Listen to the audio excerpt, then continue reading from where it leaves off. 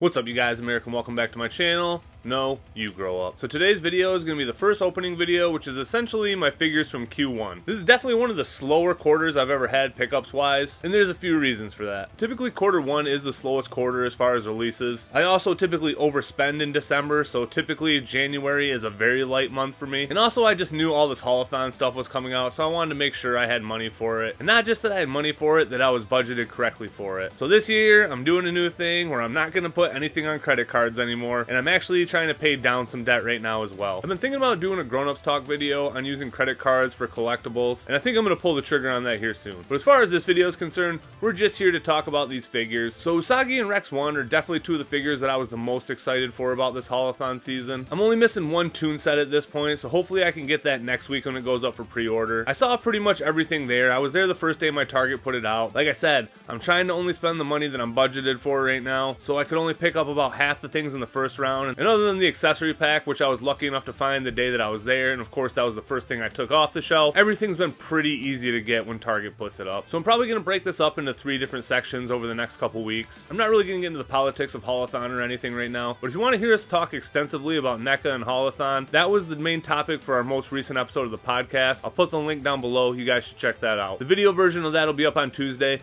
but the audio version is already up right now on Spotify and Apple Podcasts if you guys want to check that out. But enough talking, I'm going to get these figures open and we're going to take a look at them. Alright you guys, so here is everything from all 3 of the packs I just opened. Typically when I do these things, I don't really go over the accessories in great detail, but since this is an accessory pack, I'm going to be doing that for this one. And also, instead of trying to hold the smaller things with my shaky ass hands in front of the camera, I'm just going to take stills of everything as I talk about them, because it'll just make it a million times easier. So taking a look at the accessory pack, you do get a lot of things, but I'm not 100% sure if this is worth $60. The baby turtles are very cool, Big Mac's very cool, and the TV and the Super Nintendo are also very cool. Outside of that, there's nothing in here that's really too great. The alternate Baxter head is pretty cool, but I'll probably always use the regular one for mine. Rocksteady's helmet is very cool, and I'll show you what that looks like on him in a little bit. It actually fits on there very well, which is very nice. Pizza box, kind of annoying. They put the logo on upside down, so it doesn't open the correct way, which drives me nuts. I think it was the Loyal Subjects pizza box that I had that does that too. And I'm going to be 100% honest with you, I don't know exactly what this controller is from. I haven't watched any other reviews, so I haven't looked it up. It says it's a turtle tracker, but again, I just don't remember what episode it's from. The Mouser, I got 2 packs of those, so if you didn't get those, getting the Mouser would be pretty cool. I think the regular Baxter did come with 1 or 2 if I remember correctly, but if not, you got another one here. The Star of Hoboken, again, not something that I'm super excited about. Along with the Baxter head, it's just not from one of my favorite episodes. The Blowtorch, I'm pretty sure is just like a generic blowtorch. It's probably part of Donnie's lab. The cheese painting, I'm not gonna lie, I can't remember exactly what episode this is from either, but it does have this peg on the back, so I'm assuming it's gonna be able to peg into the sewer layer set. The backpack is kind of cool. I don't know if I'm gonna use it on any of my turtles. Time will tell on that one. And the prone pizza monsters, I do actually like a lot. I like that we got a second rendition of these guys. They are a little bit bigger, so maybe they're a little bit farther ahead in that development cycle. This little guy here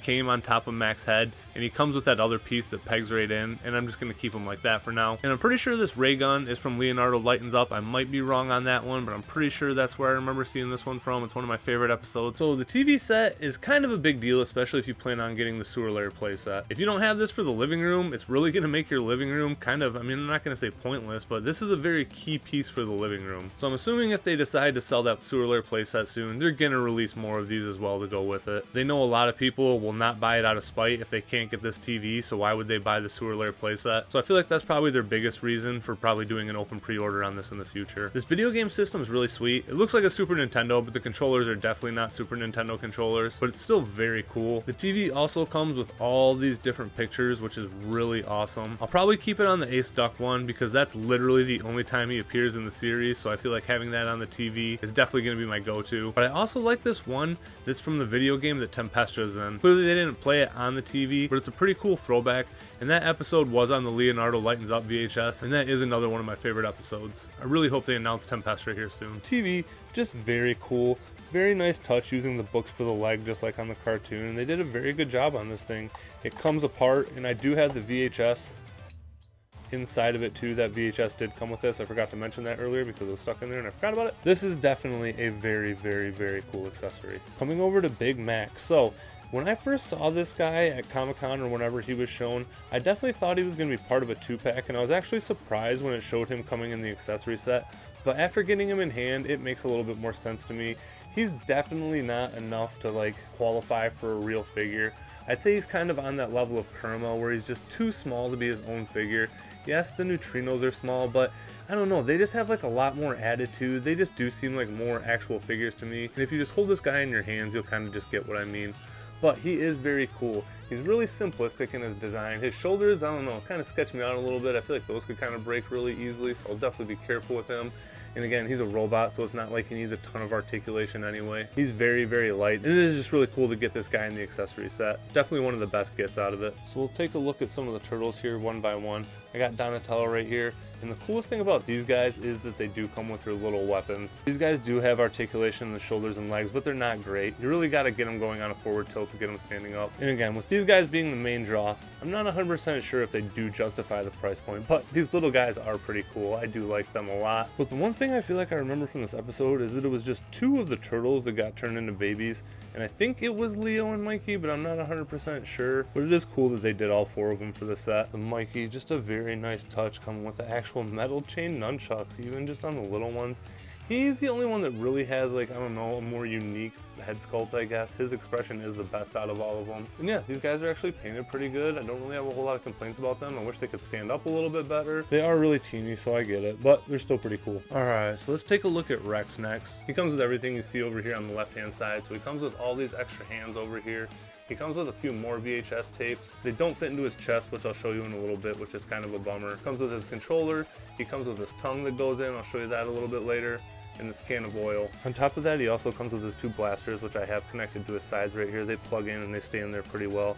But this guy looks awesome. He's probably easily a top 10 figure for me now. Like, this guy is huge and he just looks great. I definitely have a couple QC issues with mine. He has this little paint smudge on his trap right there where it's just not blended in quite right. And also just his hips here, you can kind of tell they're just positioned on that ball a little bit differently. So his left leg is just open a little bit more and that kind of bugs me. But other than that, I don't really have any nitpicks with this figure. He's pretty good. As far as the sculpting goes, he is just very open on the shoulders here, which is so he can get a good range of motion. I'm assuming it's to make it so that way his paint doesn't chip. His chest panels open up here. And again, it's kind of a bummer that the VHS tapes don't fit into his chest. It is just sculpted and painted permanently right there. His tongue just pegs in right there, and that's just a nice little touch. That's just pretty cool. But yeah, outside the couple QC issues with this guy, I really, really like him. If you've seen any of my older videos, you've heard me talk about all the VHS tapes that I had when I was a kid and how those are all some of my favorite episodes because I didn't really see the show on TV a lot. I always just watched my VHS tapes over and over.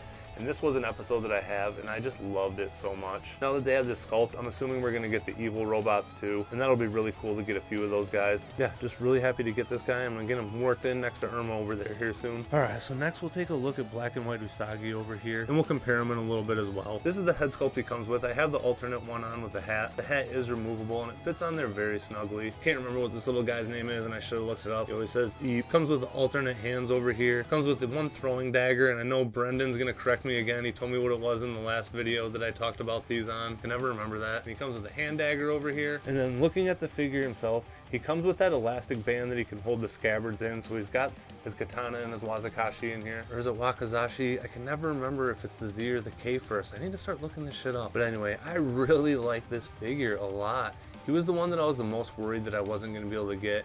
And luckily I did score him that day when I got there and everything was on the shelf. For those of you that don't know, a lot of Usagi's run has been just in black and white. So this is a figure that definitely makes sense for this treatment, along with like the old school turtles. It's cool that IDW did turn them into color books. I have enjoyed that a lot. But there's just something to be said about the simplicity of the black and white comics. Swords come in and out very easily. Very smooth taking the swords in and out. Hard to do this on camera. Yeah, I'm very, very happy with this guy. I'm just comparing him to the color version over here. I definitely think I do like the color one a bit more, but they are very, very close. This guy would still probably be a top 10 figure. It would be really hard for me to put 2 of the almost same exact figures in my top 10, but these guys are great. I just love Usagi so much. It's just funny to think that out of all the comics I read, this guy probably has the highest body count out of any of them. It's awesome that Usagi is getting more love, and it's awesome that he's getting love under his own banner too. It's cool that they got Stan Sakai to do the art for his box, and this is just a figure that I am really happy to have. And here is Rocksteady with his helmet, and I really do like this helmet on him. I am going to use this, and this actually is a really cool accessory. I really like this. It fits on really well, and you would have thought that it came right with him in the first place. And there's the alternate Baxter head right here. I don't really have it on snugly. It actually feels like it fits on a little bit tighter than the regular head does, so I didn't want to force it on there and then not be able to get it off. And again, I'm going to stick with the regular Baxter head on mine, but cool if you want it. Alright you guys, so that's going to wrap things up for this one. In the next video I'll be back with 3 of the 2-packs to open, and I'm really excited for that one as well. There's just a lot of cool figures that have came out this wave. And yeah, I wish they were spaced out a little bit more, but it's cool that we're getting a huge shot in the arm to our NECA collection as well. The black and white Usagi was the only non-Toon figure that I was really going to worry about for this. I'm not going in on the Archie stuff. I like it, but I just have to draw the line somewhere, and I have no attachment to that line. Yeah, I bought the Slash because it's Slash and that figure looks awesome, but that's as deep as I'm going to go with those. And then Zog and the Shredders, I'm just going to get when they come to my local comic shop because I'd rather give my money to them than Target anyway. But yeah, really happy with this first round of openings. Really excited to get to that one, probably about a week or so before that one comes out. So thank you guys for watching, thank you guys for listening. Thank you to all my subscribers. Thank you guys for sticking around. You guys have been awesome. I just really appreciate all the awesome things you guys say to me, all the fun conversations we have. And again, no matter how many times I say it, I just can't explain to you how much it means to me. So take it easy, be safe, and I'll catch you guys later. Peace.